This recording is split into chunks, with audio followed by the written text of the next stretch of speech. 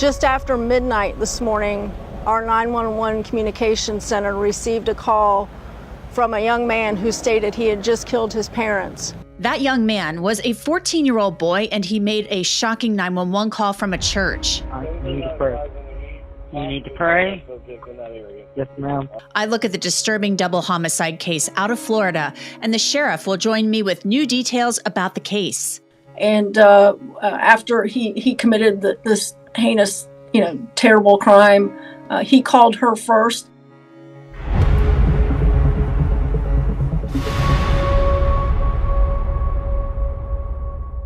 Welcome to Crime Fix. I'm Angenette Levy. A family in Clay County, Florida is mourning a terrible, terrible loss and likely trying to figure out what happened after a 14-year-old boy called 911 and admitted to shooting and killing his parents. This all happened in Middlesburg, Florida, which is in Clay County in the greater Jacksonville area.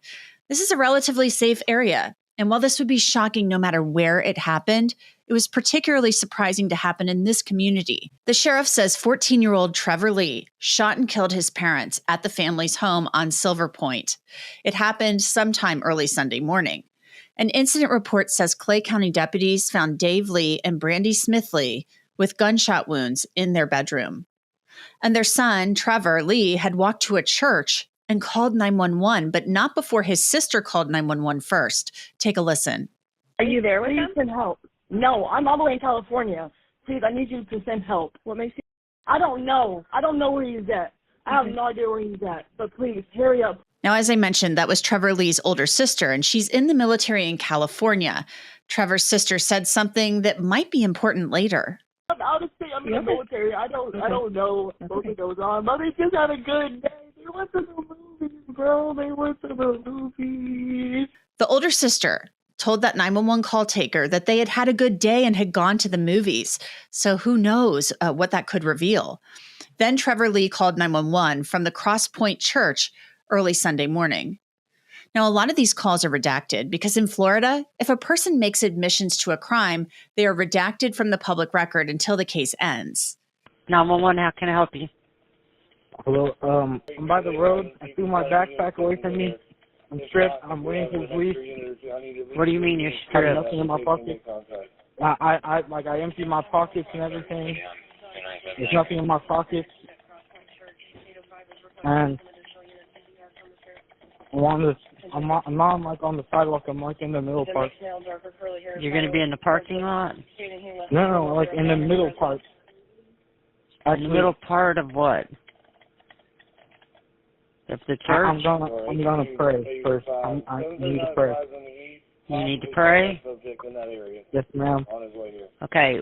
Before you start praying, tell me exactly where you're at. If you're driving towards the church, like I'm right out in front of the church. There's a big cross. Now, keep in mind, during this call, Trevor Lee has told the call taker that he shot and killed his parents. At one point during the call, the 14-year-old relies on that call taker for comfort. Do you pray? Yes, sir. Go ahead. I'll listen to you. Well, I was going to ask if you could pray for me, ma'am.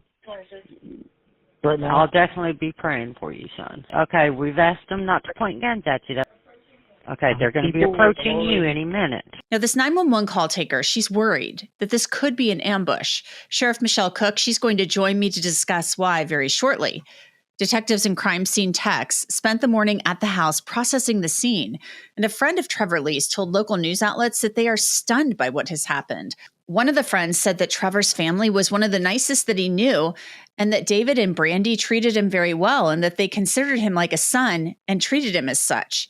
That same friend told a local TV station that Trevor called him around midnight to say goodnight and told him he loved him. Records show that the Clay County Sheriff's Office has been called to the home 5 times since 2021, once for a suicide threat that year. In 2022, there was a call for a disturbance. In 2024, deputies were called to the house twice for a sick person, and in April of this year, there was an unknown follow-up investigation. Then came the call for the shooting early Monday morning. I cover a lot of really scary crime stories here on Crime Fix, and if it's taught me anything, it's that privacy and personal safety absolutely cannot be compromised, especially when it comes to your personal info online. You would be really shocked at how much of your data, like your name, phone number, even your home address, is just floating around the internet for data brokers to find and sell. Ever wonder why you get so many of those annoying spam calls and emails? Well, that's why. Our sponsor, Incogni, is a crucial tool that helps you take back control by automatically identifying which data brokers have your info and then demanding they remove it. Incogni actually found more than 50 brokers with my information, and within days, they started getting me removed. It's really easy to use. Just create an account, authorize Incogni to act on your behalf, and let them handle the rest. And now, Incogni users, they can wipe their info from an even wider range of websites with the unlimited plan's new custom removals feature. All you need to do is copy and paste the links to sites where you've noticed concerning data breaches cropping up and creating issues in your life, and a team of privacy specialists will take care of the rest. The new Incogni Unlimited feature even allows users to customize their data removals and tackle the toughest of breaches with the help of a team of privacy specialists. So if you care about your online safety, and you really should, take your personal data back with Incogni. Use code CRIMEFIX below on the screen and get 60% off an annual plan. So to discuss this incredibly disturbing case, I want to bring in Sheriff Michelle Cook. She is the sheriff of Clay County, Florida, and her detectives are handling this investigation. So Sheriff Cook, thank you so much for coming on. What's the very latest in this investigation? Well, a little bit of news to share. This is obviously extremely tragic when you have a 14-year-old that feels such a way that the only solution is to kill their parents. We are still very early in this investigation. The suspect has been very cooperative with our detectives, and walking us through his thought process, and all of that will be revealed in time. But through the investigative process, we did discover that he had called his sister prior to calling 911, and so that's some new information that we're going to have to track down. His sister is in the military, is stationed in another state, so we're going to have to get her in and interview her regarding this issue, this terrible, terrible incident. Wow. That kind of blows my mind. I mean, it does and it doesn't. I mean, he's done something that he's admitted to, and he calls his older sister. Obviously, she's older. She's in the military. Do we have any idea kind of how much older? I mean, is she 18, 19? I don't know how old she is. I know she's old enough. Obviously she's stationed out in, I believe, in California. And after he committed this heinous, terrible crime, he called her first. What's interesting is after he shot his parents, he walked over about a mile and a half to a church and we believe during that time that he was walking to the church is when he called her, and then when he got to the church is when he called our 911 communication center. Do we have an idea? I mean, that's another kind of strange thing about this. Do we know why he decided to walk to the church? I mean, I can kind of connect a dot and think that he called his sister to tell her what he did, and she likely told him to call law enforcement. That's right. Where I'm going in my head with that. But why walk to the church? Well, where his house is in relation to the church, even though it was, probably close to a mile and a half walked, it was a pretty direct line. This church sits up on a major road and is easily discernible as you're walking. And I'm thinking like you that his sister just encouraged him to call 911. And he probably felt that, walking up to the church and waiting for deputies to arrive was probably the safest place for him to do that. So he walks to the church and he calls 911. Your call takers, or the 911 center call takers, I'm assuming, they're dispatching, they're trying to get information from him. They're talking to him. What can we glean from this whole thing about why this unfolded the way that it did? Interestingly enough, we've had quite a few swatting calls in our community over the past couple of years. So initially when the call came in, there was some concern with our communication center that this was going to be another swatting call. So our communication center kept him on the line for quite a while as deputies responded to the house and surrounded the house and then attempted to make contact with the occupants inside the house. And based upon the information that our communication center was being given, the deputies made the determination to go ahead and make entry into the home to do what we call a protective sweep, where the deputies found the two deceased parents. And then our comm center, our dispatcher did a fantastic job keeping him on the phone and talking to him. And within just a couple of minutes, we were able to put eyes on him at the church. And at this point, we don't know if he was still armed. So the deputy that had eyes on him waited for a couple of backup deputies to get there, and then they came up with a plan and took him into custody. He came into custody peacefully. He did not push back at all. He was in fact extremely cooperative with the deputies who took him into custody at the scene, at the church, and then also with the detectives later on in the evening who were interviewing him. What did he say happened as far as this, I guess maybe a disagreement with his parents? I mean, what do we know about that? At this point, there's not a whole lot I can release regarding that because that, leads to a potential motive or potential defense for him. And, I will say that he was very candid about an argument that happened with his parents earlier in the evening. And he felt that, that this was his only way out, so to speak, was to take matters into his own hands. Very, very sad. Wow.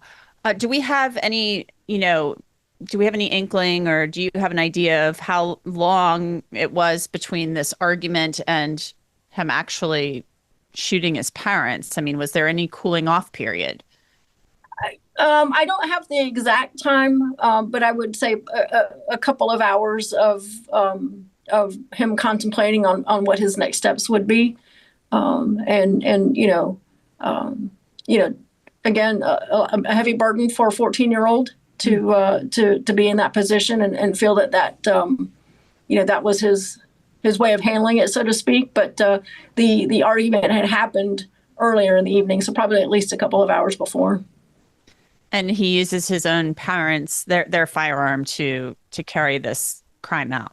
As far as we know, the weapon used belonged to his mother. So did the homicides happen right before he calls the sister, or did he wait? I mean, were they asleep in bed? I mean, what was going on?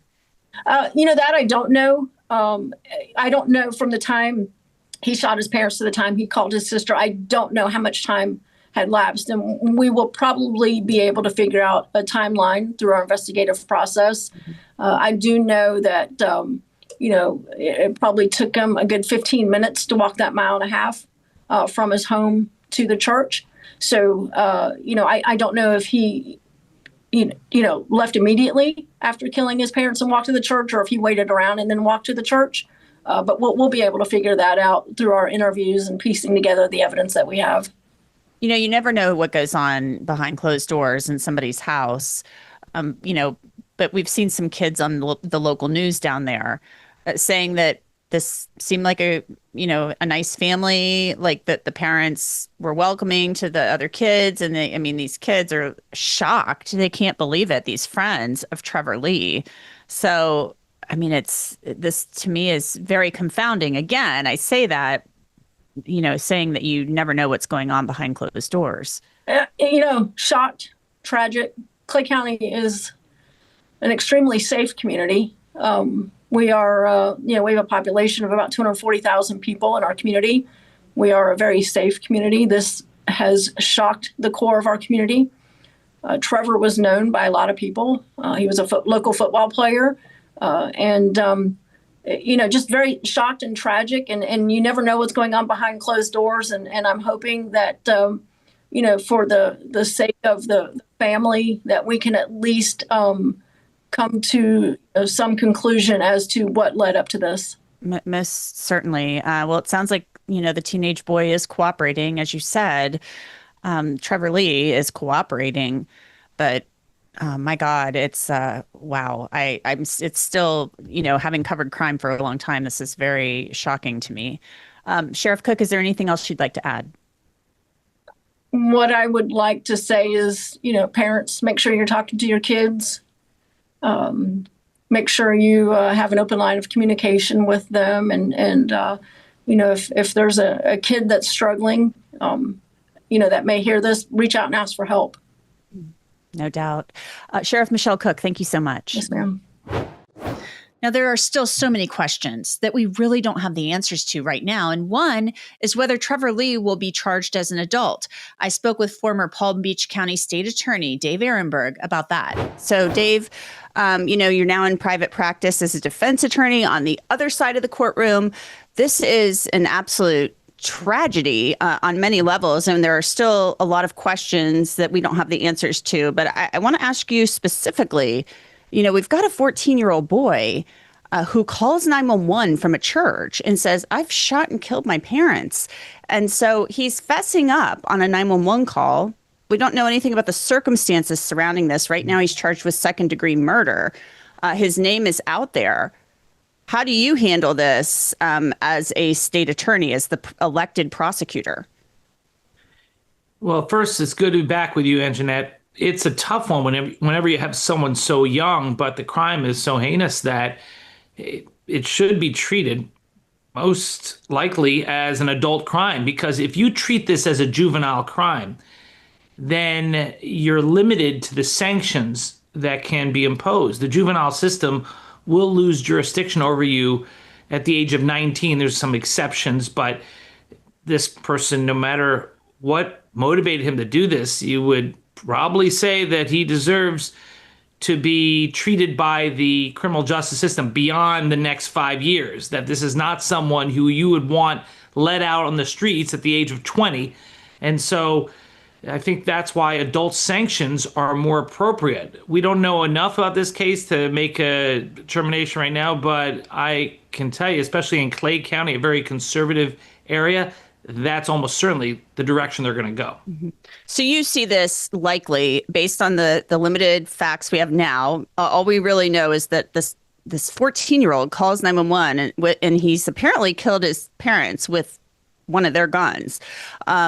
Says I did this. I mean, he does call and says, I'm at this church. I mean, he's giving law enforcement the information. It kind of shows you there may have been some regret. I mean, there's a level of, I don't know what going on because we need more information. But you see them moving forward with this and charging this 14-year-old as an adult.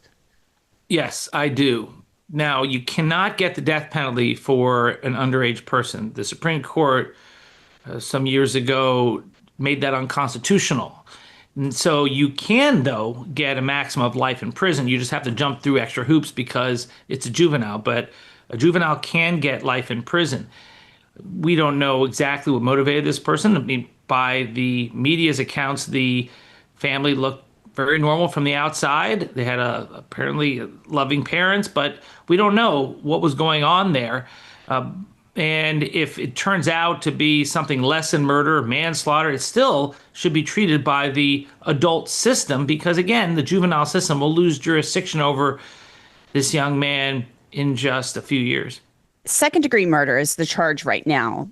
Do you see that potentially being bumped up to first degree? Yes. There really is no extra benefit about charging him with first-degree murder. You have to prove premeditation. This looked like, by all accounts, it was an angry fight that went on and an impetuous 14-year-old who grabbed the parents' gun and shot them both.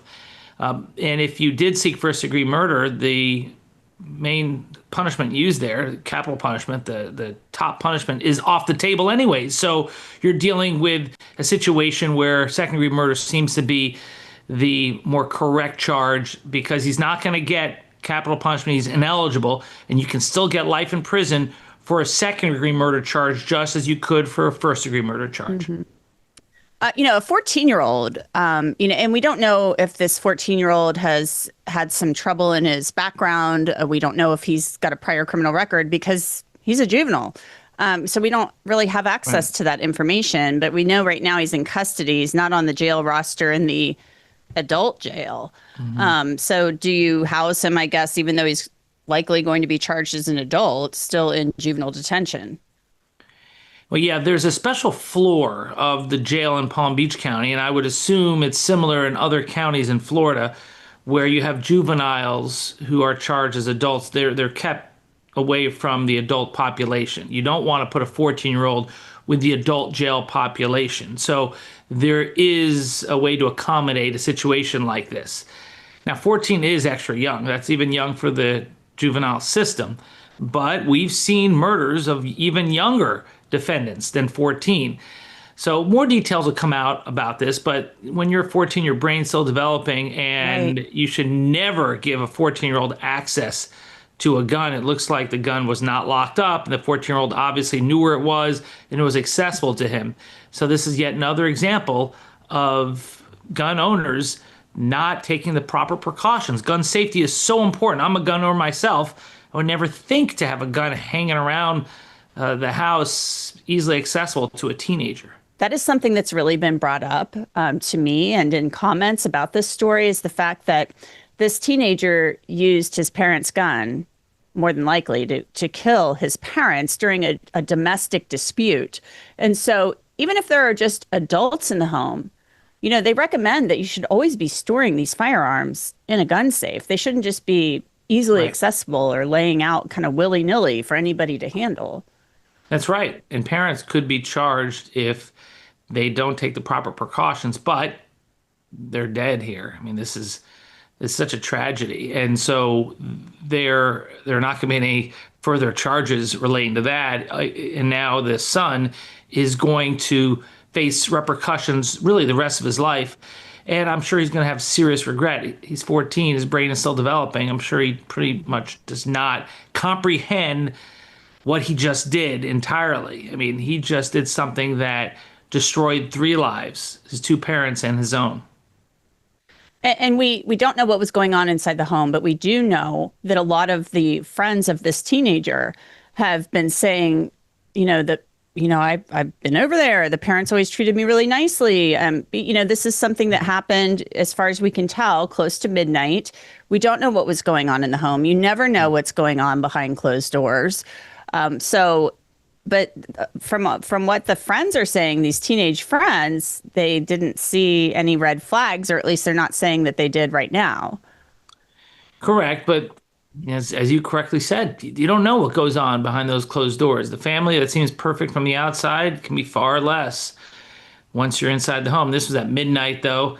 The tensions were heated. There was a bad fight, and somehow he got access to a gun and started shooting, and then reported on himself. He called 911, went to the church, and was arrested. But this is a tragedy all around, and it's going to drip out the details in the next few weeks, and we'll learn more and more. But even if there were problems at home, it never justifies taking law in your own hands and shooting to death your parents. I mean, even the Menendez brothers, who alleged there was sexual abuse in the home, they would have still been convicted of a crime. It would have been manslaughter, perhaps, and not murder. So we're not talking about, even if there was a bad situation at home, that this would be still an exoneration. This would be a get-out-of-jail-free card. No, you still have to face the consequences of your actions. And unless there's self-defense here, and there's no evidence that the parents grabbed the gun and was trying to kill the son, so self-defense would not seem to be a defense here, this kid's going away for a long time. Yeah, and violence is never the answer, especially gun violence. Picking up guns to solve problems is never the answer. So how long do you think this decision will take? How long do you think the state attorney in Clay County, do you think that it'll take long for that person to make this decision? Or do you think it'll be pretty clear cut? They'll be quick about the decision. There are time limits in place, and they'll move ahead with the decision. They'll announce that he's going to be tried as an adult. I'm sure it'll be a murder charge, most likely second-degree murder. I would be shocked if they decided to now move it into the juvenile system. Also, the cat is out of the bag. In the juvenile system, everything is done confidentially, and in the adult system, everything's out in the public. Well, we already know the names of everyone involved here. And so there's not a lot of incentive to all of a sudden put the toothpaste back in the tube and now say, okay, we're going behind closed doors. We're not going to let anyone know who the parties are. We're going to put this in a juvenile system. We're going to get them rehabilitation, and he'll be back on the streets at the age of 19 or 20. So no, that's not going to happen. I think for sure in that area in Clay County, they're going to prosecute him as an adult. Yeah, only a matter of time. Well, we will keep an eye on it. Dave Aronberg, thank you so much. Thank you, Angenette. And right now, Trevor Lee is being housed in a juvenile detention center. He faces 2 counts of second-degree murder.